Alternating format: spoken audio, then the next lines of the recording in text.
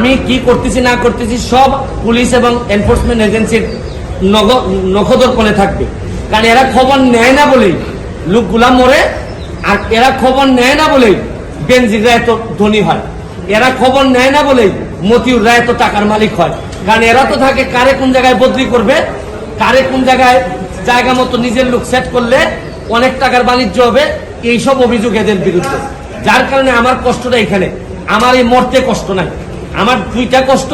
একটা হচ্ছে মরে গেলে আমার এলাকার মানুষের কি হবে, এটা আমাকে কষ্ট দেয়। আরেকটা হচ্ছে গিয়ে যে এই দেশটা এমন ভাবে মরার জন্য ক্ষেত্র তৈরি করা হয়েছে যে আপনি দেখেন, আজকে আমার সকালবেলা আমার মেয়ে আমাকে বলে কি জানেন, কোন দেশে আছি, আমার মেয়ে আমারে বলে তোমাকে নাকি থ্রেট দিছে কে, সে আমেরিকাতে থাকে, বাচ্চা মাত্র বয়স 11। আমি বলছি হ্যাঁ আমি তো গুড ওয়ার্ক করি, এই জন্য ব্যাড পিপুলরা আমারে হুমকি দিছে।